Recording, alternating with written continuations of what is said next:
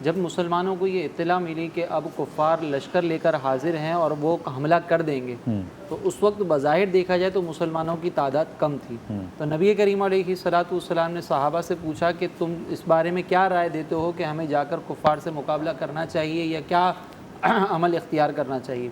تو صحابہ کرام نے نبی کریم علیہ الصلوۃ والسلام کے سامنے بڑے جذبے کا اظہار فرمایا اور نبی کریم علیہ الصلوۃ والسلام سے خطاب عرض کی کہ یا رسول اللہ، اگر آپ ہمیں حکم دیں تو ہم اپنے گھوڑے پانیوں میں دوڑا دیں گے۔ اور یہاں پہ بھی ایک صحابی کھڑے ہوئے، انہوں نے کہا کہ یا رسول اللہ، اگر آپ ہمیں حکم دیں گے کہ دریا میں چھلانگ لگا تو ہم دریا میں بھی چھلانگ لگا دیں گے۔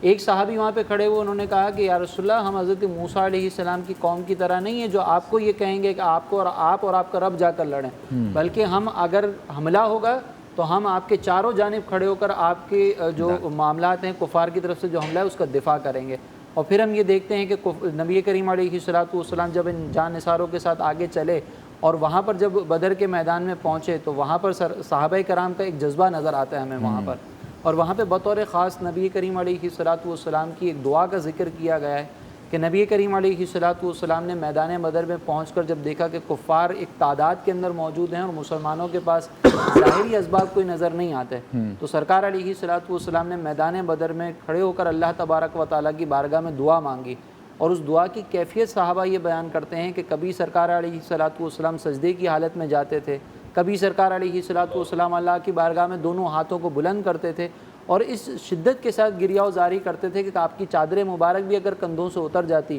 تو آپ اس کو بھی نہ دیکھتے، بلکہ آپ اللہ کی بارگاہ میں دعا کرتے ہوئے کہتے ہیں کہ یا اللہ، اگر یہ مٹھی بھر مسلمان تیرے ضائع ہو گئے، ان پر حملہ ہو گیا، تو پھر ان کے بعد کوئی نام لینے والا تیرا موجود نہیں ہوگا۔ تو یہ جب سرکار علیہ السلام نے دعا کی تو صدیق اکبر حاضر ہوئے اور صدیق اکبر نے عرض کی کہ یا رسول اللہ نے جو اپنا وعدہ کیا ہے وہ ضرور پورا ہوگا، آپ اپنے کو غم میں اتنا مبتلا نہ کریں۔ تو صحابہ کرام کا ایک جذبہ بھی وہاں پر نظر آتا ہے، اور پھر نبی کریم علیہ الصلوۃ والسلام کے لیے جو قربانیاں صحابہ نے دی وہ ایک عظیم شاہکار ہے۔ جی مفتی صاحب یہاں سے کنٹینیو کریں پھر۔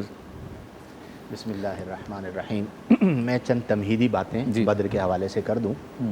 سب سے پہلی بات تو یہ ہے کہ اسے بدر کبریٰ کہا جاتا ہے، اور یہ حق اور باطل کے درمیان پہلا معرکہ تھا جسے قرآن میں یوم الفرقان کہا گیا،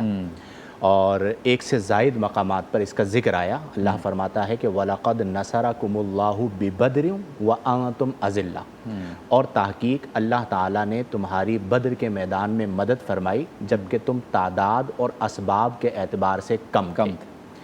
کسی شاعر نے بڑی خوبصورت بات کہی ہے کہ فضائے بدر کو ایک آپ بیتی یاد ہے اب بھی، یہ وادی نعرہ توحید سے آباد ہے اب بھی۔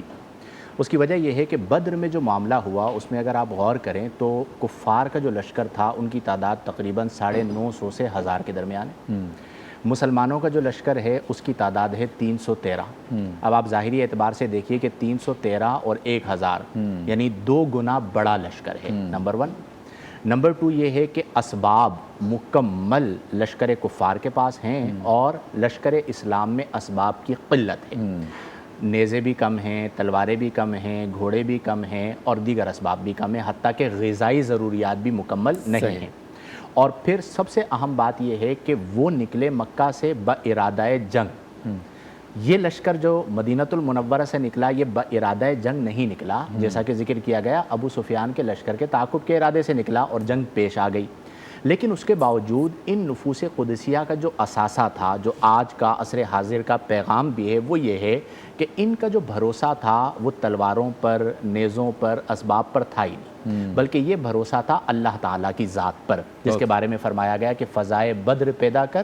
فرشتے تیری نصرت کو اتر سکتے ہیں گردوں سے قطار اندر قطار اب بھی۔